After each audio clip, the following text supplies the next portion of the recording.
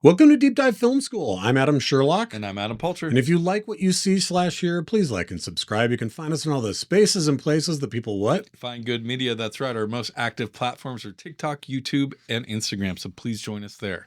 All right. This week, we're going to get into that one scene, our Halloween episode this year.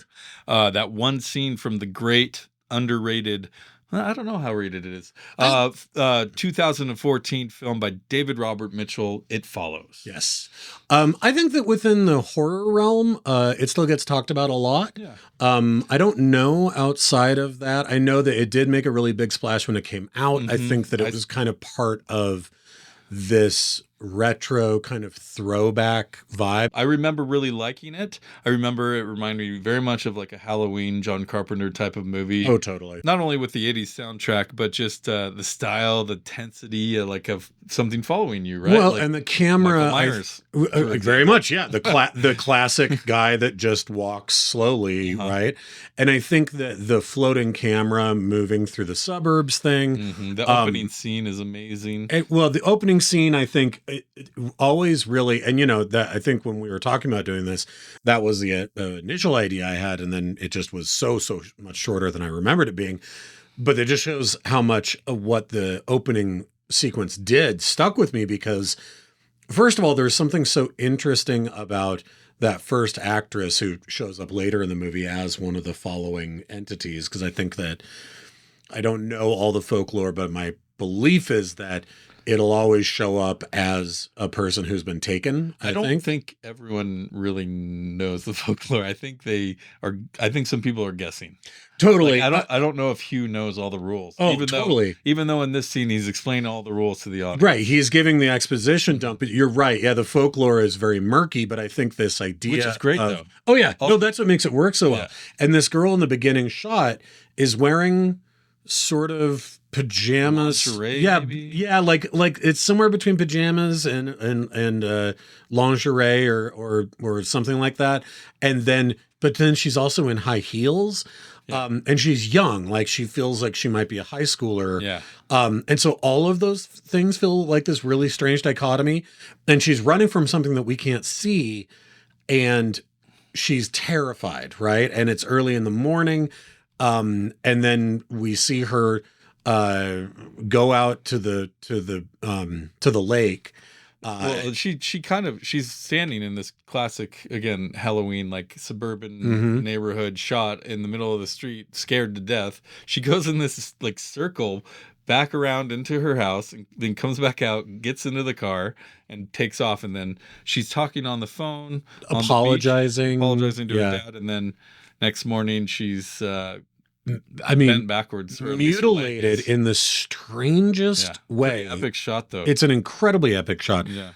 So obviously this is not the scene that we're doing, but I think it was worth mentioning because, then the movie turns into a more normal movie for about 10 minutes. In fact, a very meditative, indie feeling, film, yeah. Well, and almost modern. It has like a mumblecore kind of a vibe to it, I do think that first scene's important because I believe that is the girl who gets killed that Hugh, the guy here, gave it to. Right. But since she gets killed, he gets it back. So he has to give it away to someone else. Right. Which is where Jay comes in. And I will say this really quickly. I wish every horror movie dealt with a sense of time and place the way this movie does.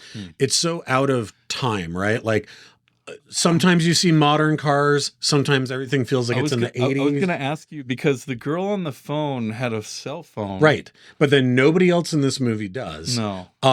A lot of the cars are old, but then the one girl has basically like a pocket Kindle looking thing that she's reading on this clamshell, like a book and digital book. And I'm like, wait, what year is this set in? And then when they're trying to electrocute the thing later, they have old electric typewriters. Like, I love it. I love that there's like, they're at the movie theater and he's playing an old organ. Yeah. Like, I love that idea of like, those things not only don't matter, but this is how dreamlike this is going to be, which is actually David Robert Mitchell talked about in an interview, he was plagued by these recurring nightmares of being slowly followed by something. And so was the premise of putting this into a movie. So it does have this dreamlike quality. Yeah, for sure. Well, let's get into the scene itself. This is, basically Hugh. We see him going on this date that you talked about in the theater before. This is the second time hanging out. They start making out on the beach, and bang, we get into the scene. Let's go back to the car. Classic horror movie trope shit. Teenagers having sex in a car in the middle of nowhere. They're going to get slaughtered. Something's going to come and kill them. Again, just like the beach scene, another iconic shot where we have the car centered. It's so beautiful. We have the dome light in there, and then we're doing this slow push in. This movie's so well shot. And this so well lit in this particular scene as well. And I know that, again, the director talked about the influence of, in particular, a photographer, Gregory Crewdson, who would fake these scenes of suburbia, but he would put everything meticulously into the shots so that they looked fake. And I feel like that's exactly what he does here, is that he puts, like, the way that car is sitting. It looks like a stage. It's like a creepy version of Wes Anderson, right? Yeah. But come to find out, they have sex. We get some amazing shots here. One, her on her belly, post-coitus, I guess. Yes, yeah. Playing with that playing flower. with this weed. Oh it's my a weed. God, yeah. It's just a shitty weed. And not only is the shot of her framed up so beautifully inside the car, it allows him to leave and come back and be in the there's background. Noises. He's doing something in the trunk somewhere. Yeah. And then getting the chloroform. With this weed, talking about what it was like when I wish I was young, and what it was going to be like when I'm old and I can go on a date in a car like this. Like, she's just loving it. And then we get this another beautiful shot of her playing with it above her. Yep. And it's so beautiful. Yeah, they're so good. And then he comes up behind her, kind of making out like he's going to cuddle again, and then boom, chloroform. Oh God, it's so. Even though he, by the end of this scene, we realize that what he's done is scary. He hasn't physically harmed her, but we already like her so much. Again, Micah Monroe, who, I don't know if you saw Long Legs, is phenomenal in Long Legs. Oh, I need to. But obviously this is her first movie here. And by this point, we like her so much because the movie does such a great job just sitting with her in these quiet, meditative moments that it's terrifying. Yeah. When this happens to her, that she gets knocked out, and then our last shot is that weed moving. Yeah, you're waiting for it's the whole time you're waiting maybe for like something to come out of the bushes and get him or whatever, right? And that's it's him. It's him. He's the monster. It's already in the car. And so amazing. And then cut to her taped to a wheelchair, in her underwear, which is obviously very vulnerable state. Oh God. In multiple ways here. In this abandoned warehouse. She's just been taken advantage of, like she doesn't know. Yep. They're in an abandoned warehouse.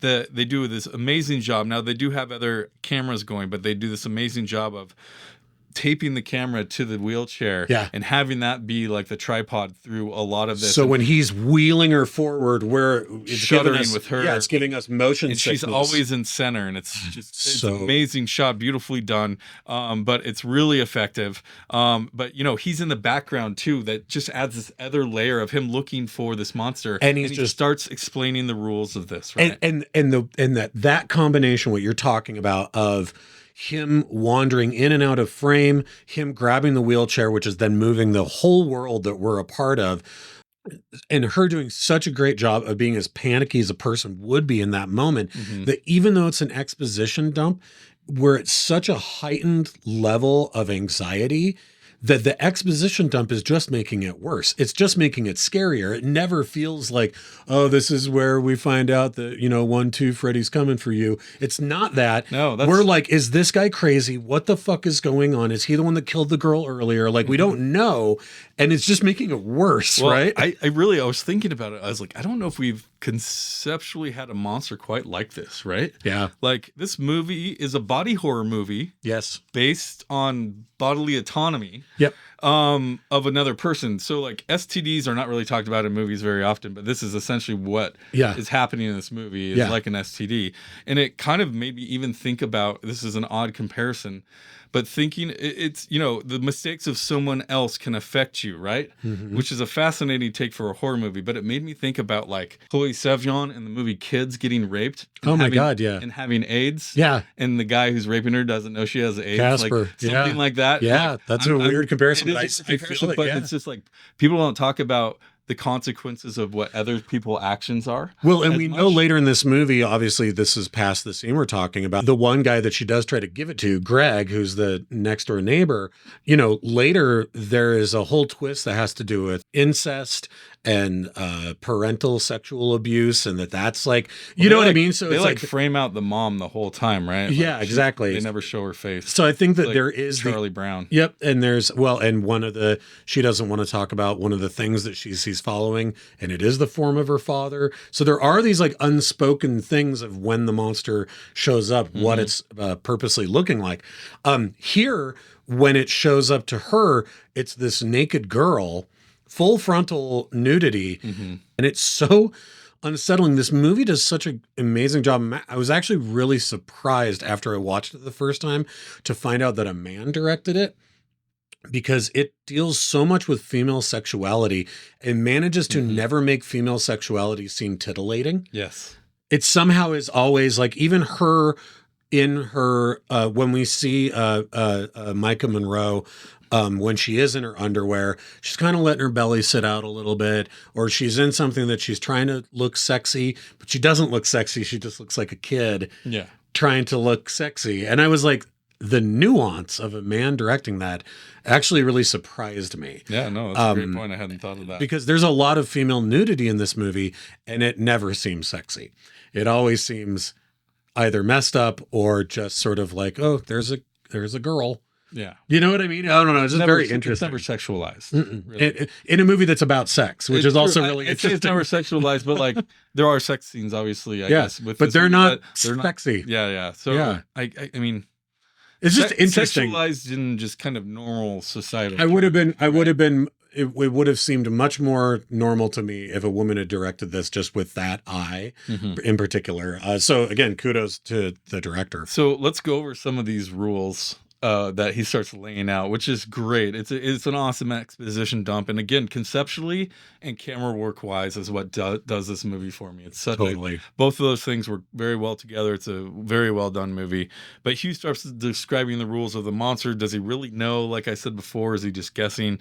But it is, again, it's about what you don't see, the great mystery, and sometimes the monster you do see it, sometimes you don't, but it's not going to jump out like Freddy Krueger, like you were saying, right? It's going to walk towards you forever. It could look like someone you know or someone in a crowd. Oh, he tells her to sleep with someone as soon as you can. If it kills you, it'll come after me. So she's obviously very vulnerable there. He's in the background with that flashlight the whole time, right? And he sees it. And he says, okay, it's coming. And he takes the wheelchair over and shows her, and it's that naked woman coming up, like you mentioned. And wow, what a scene. So many shots, truly effective in a lot of it, in all of these instances. And this movie, I think in the same way that something later like Barbarian did, uses Detroit of this combination of like the really nice classic, again, sort of 80s style suburbs, and then these dilapidated, broken out buildings. Here we have this incredible broken out concrete warehouse full of graffiti and just cobble on the ground and like the abandoned train tracks and and then later the house that Hugh was living in was also one of these like abandoned brownstones, or the classic abandoned Detroit houses. And so again, it's such a character of just the actual landscape that we're in. But fantastic movie. I ended up watching the whole thing again last night just because I was like, ropes you in. Oh my God, it's so good. It's so good. But it's such a, to your point, such a unique folklore and such a unique monster. Of course, everybody's probably going to write in and be like, why didn't you do the tall man scene? Because that is probably the best scare in the movie. But I think stylized. There's a couple jump scares. Yeah, but I think stylized, this is such a great introduction. It is. It's a great intro to the whole thing. Not only just what you're in for visually, but just like, these are the rules they're setting up for the rest of the movie, right? Yeah. And you're screwed. It's not like all you can do is try to pass it on, which then becomes a whole Unless you moral. get screwed. Yeah. But it becomes a whole moral dilemma, right? It's almost a Pleasantville thing, right? Yeah. Well, and listen, if you're the poor bastard Paul, you're like, in order to be able to sleep with you, I am willing to die. I will die if it means that you could give it to me, right? Like, let's do it. We got a few minutes. Yeah. Well, fantastic scene. Yeah. Great conversation. Amazing movie, though. All right, next week we're going to end out the Albert Brooks Festival with Defending Your Life. End out that festival, very exciting festival. Yes. And then we're going to move on with another festival and also some That One Scene. So please join us on TikTok, Instagram, and YouTube. Those are our favorite channels, our most active channels. And thank you for watching. Bye, you guys.